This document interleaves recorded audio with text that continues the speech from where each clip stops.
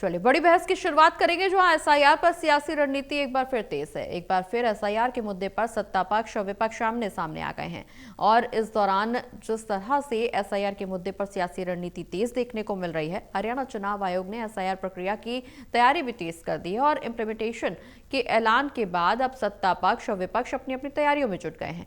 जहां एक तरफ एसआईआर पर बीजेपी की पंचकमल में उच्च स्तरीय बैठक आयोजित की गई, जिसमें सीएम, प्रदेश अध्यक्ष, प्रभारी, संगठन मंत्री समेत तमाम बड़े नेता और अधिकारियों की मौजूदगी में एसआईआर की रणनीति पर चर्चा की गई। वहीं दूसरी ओर कांग्रेस चंडीगढ़ में 26 और 27 मई को बैठक करने जा रही है। कुल मिलाकर एक बार फिर एसआईआर के मुद्दे पर सियासी दल आमने सामने आ गए हैं। ऐसे में कई सवाल खड़े होने लगे हैं। बता दें कि इन सवाल जवाब का सिलसिला शुरू करेंगे। आज की चर्चा इसी मुद्दे पर होगी कि विपक्ष और सत्ता पक्ष एसआईआर को लेकर के क्या रणनीति बनाने वाले हैं, क्योंकि विपक्ष एसआईआर के मुद्दे पर पहले भी सरकार का घेराव कर चुका है और ऐसे में अब सत्ता पक्ष की तैयारी क्या कुछ होगी, विपक्ष किस तैयारी के तहत सियासी रणनीति बना रहा है, तमाम सवाल है। तमाम सवालों की शुरुआत करेंगे, लेकिन उससे पहले रिपोर्ट पर नजर डालेंगे।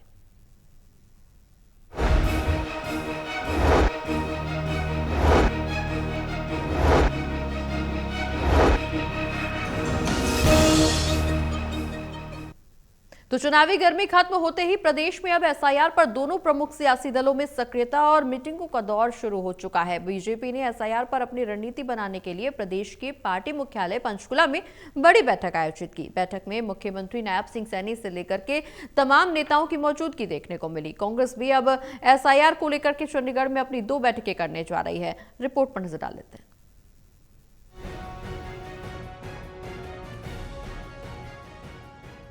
एसआईआर सर वैसे तो सुनने बोलने में बड़ा अच्छा लगता है, लेकिन यहाँ सर का मतलब वोटर्स के असली नकली होने से है। दरअसल चुनाव आयोग हरियाणा में भी सर यानी वोटर सूचियों का विशेष गहन पुनर्निरीक्षण करवा रहा है। प्रक्रिया शुरू हो चुकी है। इसका मकसद मतदाता सूचियों का शुद्धिकरण और इनकी पवित्रता है। इसी को लेकर सोमवार को पंचकुला के बीजेपी प्रदेश मुख्यालय पंचकमल में पार्टी ने अपनी रणनीति बनाई। बैठक में मुख्यमंत्री नायब सिंह सैनी, प्रदेश अध्यक्ष मोहनलाल बड़ोली के अलावा प्रदेश के कई बड़े नेता मौजूद रहे। वहीं कांग्रेस भी सर को लेकर 26-27 मई को चंडीगढ़ में अपनी रणनीति बनाएगी। 26 मई को सर के लिए बनी कांग्रेस की विस्तारित निगरानी कमेटी की बैठक होगी, जबकि 27 मई को पार्टी के बीएलएस की बैठक होगी। एसआईआर हो कोई बात नहीं, एसआईआर का मतलब है स्पेशल इसका इन्वेस्टिगेशन उसका हो गया है, स्पेशल इंटेंसिव। हाँ इंटेंसिव। उसमें सब जिसकी वोट बननी चाहिए उसकी वोट बननी चाहिए, जिसकी वोट नहीं उसकी कटनी चाहिए। उसमें हेरा फेरी नहीं होनी चाहिए। तो इस वास्ते हम भी सतर्क हैं। हमारी भी मीटिंग है परसों और हम ये देखेंगे हर बूथ पे हर घर में कोई हमारे जो जिसका वोट बनती है उसकी वोट कटे ना और गलत बने ना। गौरतलब है कि अभी पहले चरण के मिलान में हरियाणा में 22.5 लाख मतदाताओं के नामों का मिलान नहीं हो सका। अब 5 जून से 14 जून तक आयोग के चुनावी ड्यूटी वाले कर्मचारियों का प्रशिक्षण शिविर शुरू हो रहा है। 15 जून से 14 जुलाई तक बीएलओ घर घर पहुंचेंगे। मतलब बीजेपी और कांग्रेस में एक और सियासी वार पलटवार की तैयारी है। इसीलिए दोनों सियासी दल अपनी अपनी रणनीति बना रहे हैं। Total news Haryana bureau.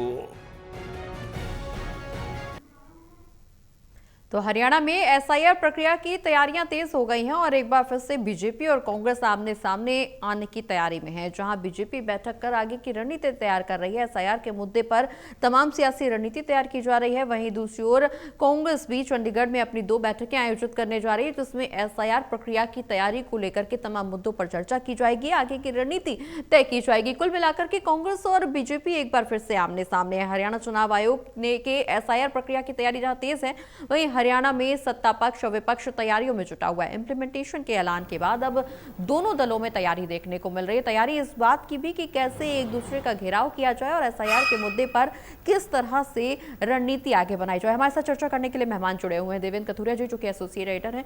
इसके अलावा associate editor doctor Mahesh Kumar ji, वरिष्ठ पत्रकार वीरेंद्र सोनी जी।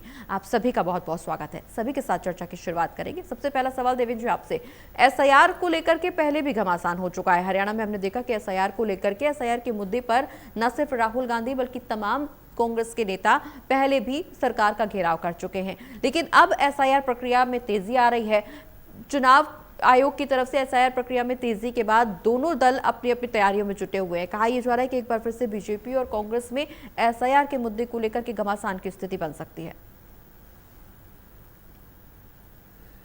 देखिए प्रगति, पहले तो ईवीएम को लेकर कांग्रेस के आपत्तियां थी, आरोप थे कि ईवीएम को लेकर या ईवीएम की कार्यप्रणाली को लेकर, लेकिन एसआईआर वाला मुद्दा अब पिछले कुछ टाइम से खास तौर पर बिहार और पश्चिम बंगाल के चुनाव के बाद एसआईआर वाला मुद्दा जो है वो सरफेस पे आ गया है।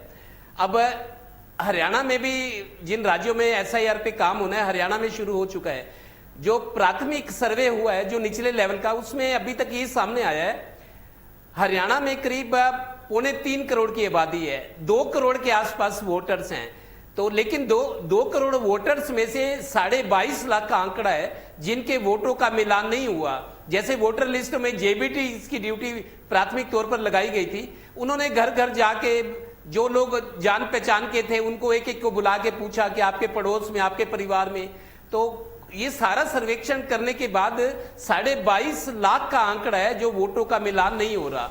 इसके बाद अब अगला चरण शुरू हो रहा है। एसआईआर का मतलब स्पेशल इंटेंसिव रिवीजन, ये वोटों का हो रहा है। 5 जून से 14 जून तक प्रशिक्षण लग रहा है उनका, जो चुनाव आयोग के तहत काम करेंगे, जिनकी ड्यूटी चुनाव आयोग लगा रहा है। तो ये 10 दिन का प्रशिक्षण है, उसके अगले दिन 15 जून से घरों में जाना शुरू कर देंगे।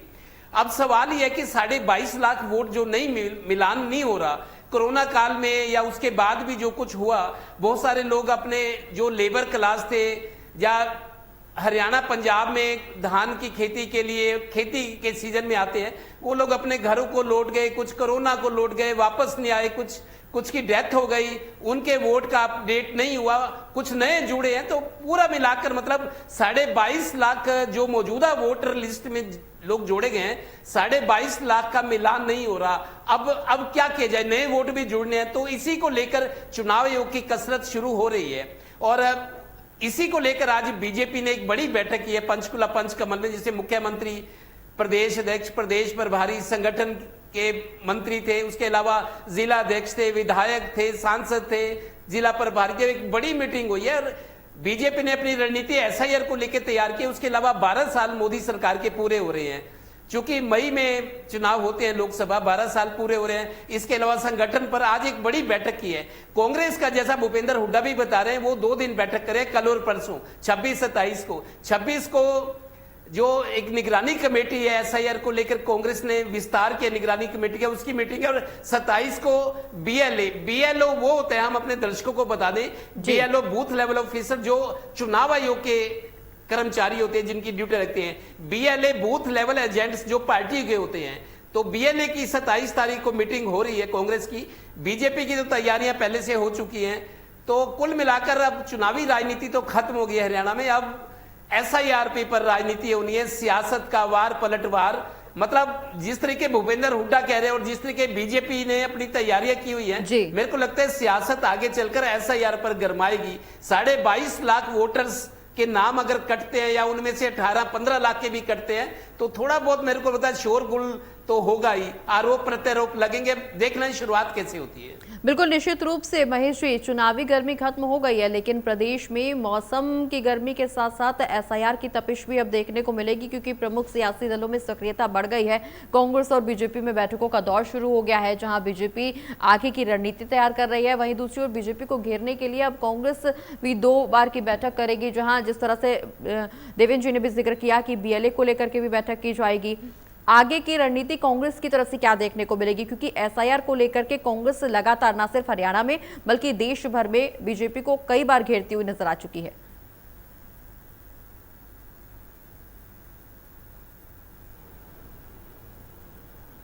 देखिए प्रगति, मुझे लगता है कि कांग्रेस के लोग अब तक तो ये बात बखूबी समझ चुके हैं कि किसी भी तरह की कानूनी रियायत की उम्मीद एसआईआर को लेकर नहीं की जा सकती। बंगाल एक बड़ा उदाहरण बन चुका है पूरे विपक्ष के लिए कि बंगाल में अगर किसी भी तरह का रिलैक्सेशन कोर्ट की तरफ से एसआईआर को लेकर नहीं दिया गया, तो अब हरियाणा के नेता, हरियाणा के विपक्षी दलों के नेता कम से कम इस इंतजार में नहीं रहेंगे कि एसआईआर को लेकर किसी भी तरह की कोई रियायत हाई कोर्ट, सुप्रीम कोर्ट से मिल सकती है। तो मुझे लगता है कि अब एक आमने सामने की स्थिति बनने वाली है। जहां तक भारतीय जनता पार्टी की तैयारियों की बात की जाए तो मुकम्मल तैयारियां हैं। मुझे लगता है कि एसआईआर को लेकर सबसे पहले अगर कोई तैयार था तो भारतीय जनता पार्टी के लोग थे, और काफी सारी बंद कमरे में मीटिंग्स यहां पर की गई हैं। भारतीय जनता पार्टी के लोगों की तरफ से मीडिया को भी उसमें आमंत्रित नहीं किया जाता, और रात रात भर ठहर कर तमाम कार्यकर्ताओं को बहुत कुछ सिखाया गया है। बहुत कुछ अब भारतीय जनता पार्टी के लोग जान चुके हैं, और क्या करना है, कैसे करना है और कैसे होगा, यह सब कुछ भारतीय जनता पार्टी के प्रमुख कार्यकर्ताओं को, प्रमुख नेताओं को सिखाया जा चुका है। और भारतीय जनता पार्टी बीएलए की नियुक्ति को लेकर सबसे आगे थी, और सबसे ज्यादा एक्टिव अगर किसी के पास बीएलए हैं तो भारतीय जनता पार्टी के पास है। देखिए कांग्रेस पार्टी तो अब मीटिंग्स की शुरुआत कर रही है, बीएलए के गठन की बात जरूर कांग्रेस पार्टी के लोग कर रहे हैं, लेकिन क्या इस बेतहाशा गर्मी जो कि 45 डिग्री सेल्सियस के पार तापमान पहुंच चुका है, इस अधिकतम तापमान पर क्या कांग्रेस के कार्यकर्ता सड़कों पर निकलेंगे, लोगों के बीच जाएंगे? अगर बीएलए बना भी दिए कांग्रेस पार्टी ने तो ये बेहद कम मुझे गुंजाइश नजर आती है कि ये कांग्रेस पार्टी के बीएलए लोगों के बीच उतरेंगे, चौपाल में जाएंगे, गलियों में जाएंगे, गांव की फिरनी पर जाएंगे।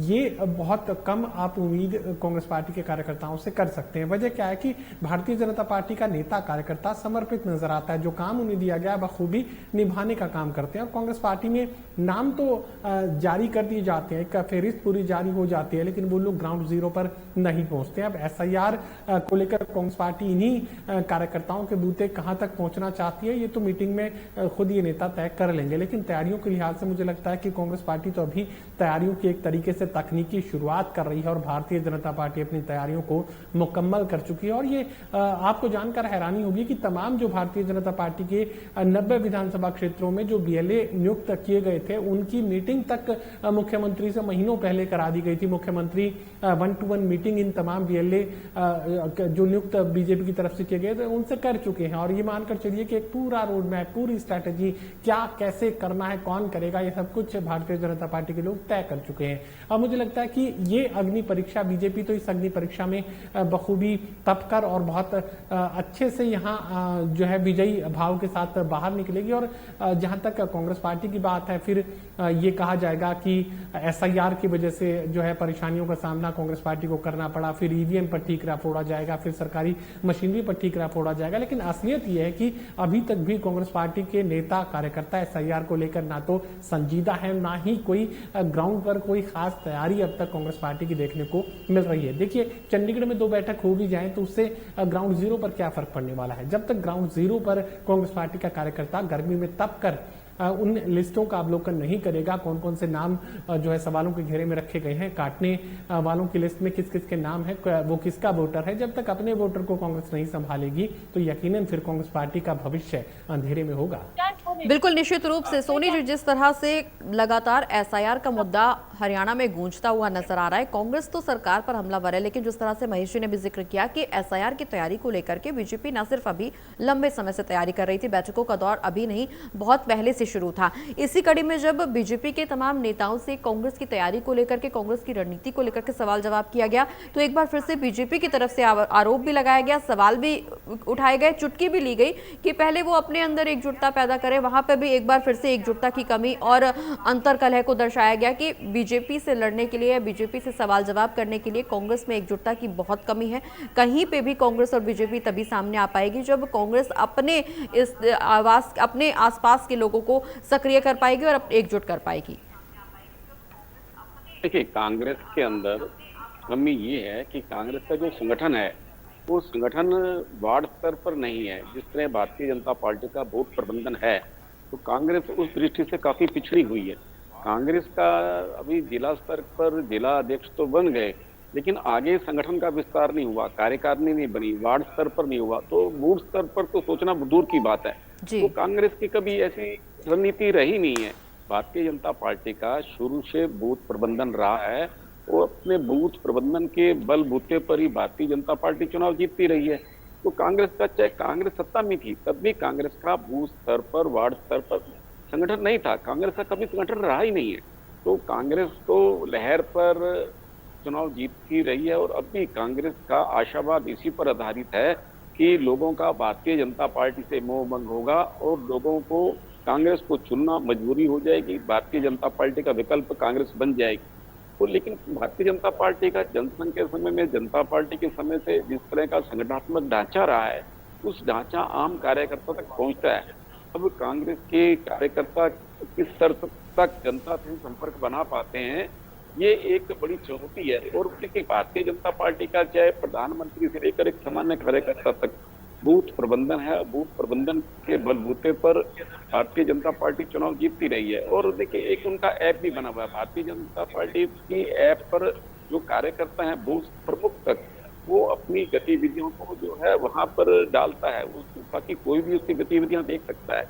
तो एक पार्टी की एक सक्रियता है, लेकिन कांग्रेस में वो सक्रियता दिखाई नहीं दी। अब सर का जो एक प्रबंध शुरू होगा तो उसमें भारतीय जनता पार्टी तो युद्ध स्तर पर अपने कार्यकर्ताओं को निर्देश दे रही है, कार्यकर्ताओं के प्रशिक्षण शिविर लगाए जा रहे हैं, कार्यकर्ताओं को जागरूक किया जा रहा है, कार्यकर्ताओं को बताया जा रहा है कि किस तरह मतदाताओं से संपर्क बनाना है, किस तरह नए मतदाता बनाने हैं और नए मतदाता बनाने के साथ उन पर कैसे संपर्क करना है, उन तक कैसे अपनी पहुंच बनाई है। तो ये पार्टी कार्यकर्ताओं को प्रशिक्षित किया जा रहा है, जबकि कांग्रेस में ऐसी व्यवस्था है नहीं।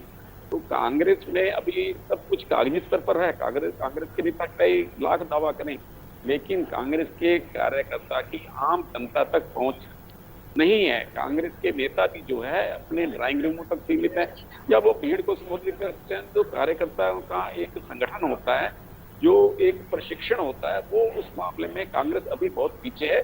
कभी कांग्रेस सेवा दल के प्रशिक्षण शिविर लगा करते थे, लेकिन अब तो वो भी नहीं लगते। अब तो कांग्रेस की जो मूल पहचान है वो धीरे धीरे समाप्त हो गई है।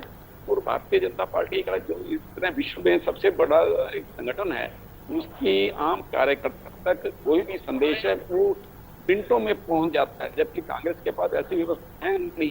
तो भारतीय जनता पार्टी का जो संगठनात्मक ढांचा है, यही उसकी मजबूत कड़ी है और यही मजबूत कड़ी उसे सत्ता तक लाती है। बिल्कुल महेश जी, लेकिन एक सवाल यहाँ पर इस तरह भी खड़ा होता है कि क्या कांग्रेस और बीजेपी में बहुत ज़्यादा अंतर हो गया है? क्योंकि अगर हम चाहे बड़े से बड़े चुनाव का जिक्र करें या फिर छोटे से छोटे आयोजनों का जिक्र करें, बीजेपी और कांग्रेस में एक चीज़ हमेशा देखने को मिलती है कि बीजेपी चाहे बड़े से बड़ा आयोजन हो या छोटे से छोटा आयोजन हो, कार्यकर्ता से लेकर के आला नेता तक वहाँ पर सबकी सक्रियता, सबकी हिस्सेदारी सुनिश्चित देखने को मिलती है। लेकिन कांग्रेस में सिर्फ कुछ एक ऐसे इवेंट्स होते हैं या ज़्यादातर इवेंट्स ऐसे होते हैं जहाँ पर चुनिंदा नेताओं की मौजूदगी देखने को मिलती है, उन्हीं के हिसाब से फैसला लिया जाता है, कार्यकर्ताओं को इसमें शामिल नहीं किया जाता या फिर कार्यकर्ताओं की मौजूदगी को कहीं ना कहीं नजरअंदाज किया जाता है।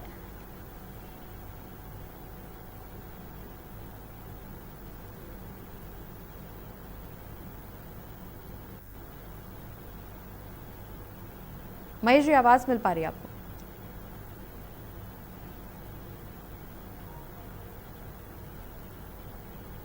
चलिए महेश जी से बात आगे बढ़ाएंगे, लेकिन देवेंद्र जी सवाल आपसे भी यही कि कांग्रेस और बीजेपी में क्या बड़ा फर्क अब हो गया है? क्योंकि कांग्रेस बहुत पुरानी पार्टी और इस समय जो कांग्रेस की मौजूदा स्थिति बनी हुई है, न सिर्फ हरियाणा में बल्कि पूरे देश में, कहीं ना कहीं कार्यकर्ताओं को नजरअंदाजगी का एहसास होता है। शायद ये वजह कि कांग्रेस का इतना बड़े स्तर पर सक्रियता नहीं दिखाई देती, अंदरूनी कलह, एकजुटता की कमी, ये तमाम ऐसे मुद्दे जिन पर चर्चा बार बार की जा चुकी है। लेकिन अब SIR का मुद्दा है जो कि कांग्रेस की तरफ से उठाया गया था, लेकिन अब तैयारियों में क्या फेरबदल देखने को मिलेगा? कितने स्तर पर, किस स्तर पर तैयारी कांग्रेस करती हुई नजर आएगी? क्योंकि अभी अगर देखें, अभी का आकलन करें तो बीजेपी कई ज्यादा तैयार नजर आ रही है। देखिए, प्रगति 125 साल से ज्यादा पुरानी पार्टी है कांग्रेस। दरअसल कांग्रेस समय के साथ नहीं चली। जैसे आजकल हम टेक्नोलॉजी के हिसाब से पढ़ाई लिखाई बदल गई, तौर तरीके, हमारे कपड़े, खान पान, सोच बदल गई। कांग्रेस कहती तो है कि 125 साल पुरानी पार्टी है, लेकिन उसने समय के हिसाब से खुद को बदला नहीं। दूसरी बात, लीडरशिप क्राइसिस रहा है कांग्रेस में, खासतौर पे बहुत टाइम से, पिछले कई सालों से लीडरशिप क्राइसिस है। अगर लीडर ही डायनामिक, मजबूत और दूरदर्शी सोच वाला नहीं होगा तो टीम कहां से तैयार होगी? तीसरा, गुटबाजी रही खासतौर पर हरियाणा में या और स्टेटों में भी। तो कांग्रेस के साथ कई दिक्कतें रही हैं जिसको वो दूर नहीं कर पाई। यही वजह है कि आज आपस में कदम ताल नहीं कर पा रही कांग्रेस। कांग्रेस में देखिए, कांग्रेस में उदासीनता है। मैं कई नेताओं से बात करता हूं, वो पार्टी का भला तो चाहते हैं, सत्ता में तो आना चाहते हैं कि कांग्रेस सत्ता में आए, लेकिन करना कुछ नहीं चाहते, एक्टिविटी कुछ नहीं है। और उससे ऊपर ये हरियाणा की बात करूं तो गुटबाजी हावी है। कांग्रेस कार्यकर्ताओं की, जिलों के नेताओं की, उनकी जो एक आस्था है वो एक अपने नेता के प्रति है, क्योंकि 3-4 गुट हैं, समय के हिसाब से बदले नहीं, लीडरशिप नहीं रही।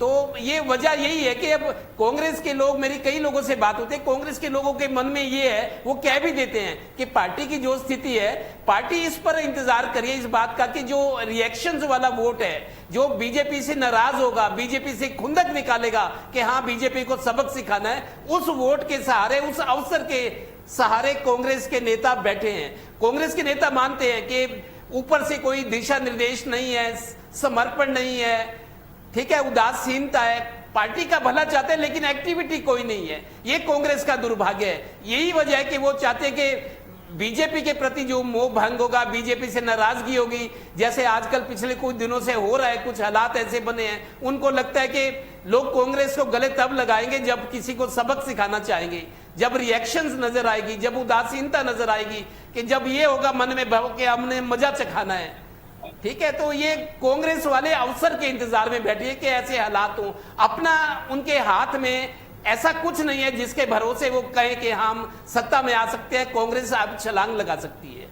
बिल्कुल निश्चित रूप से, हालांकि कांग्रेस की क्या कुछ तैयारियां रहेंगी आने वाले समय में देखने को मिलेगा, क्योंकि जिस तरह से कांग्रेस की तरफ से बैठकों का दौर आगे आने वाले समय में देखने को मिलेगा, जिस तरह से कांग्रेस बीएलए को लेकर के चर्चा करेगी, बीएलए के साथ चर्चा करेगी, एसआईआर के मुद्दे पर कांग्रेस सरकार को कितना घेर पाएगी, कितने सवाल जवाब यहाँ पे शुरू कर पाएंगे, कांग्रेस की क्या कुछ रणनीति रहेगी एसआईआर के मुद्दे पर, क्योंकि ये मुद्दा ऐसा जो है जिसकी शुरुआत कांग्रेस की तरफ से ही की गई थी। हालांकि बीजेपी की तैयारियां भरपूर देखने को मिल रही है, लेकिन कांग्रेस की क्या कुछ तैयारी, इस पर निगाहें सबकी टिकी हुई है। बहुत बहुत शुक्रिया आप सभी का चर्चा में शामिल होने के लिए। आज की बड़ी बहस में फिलहाल इतना।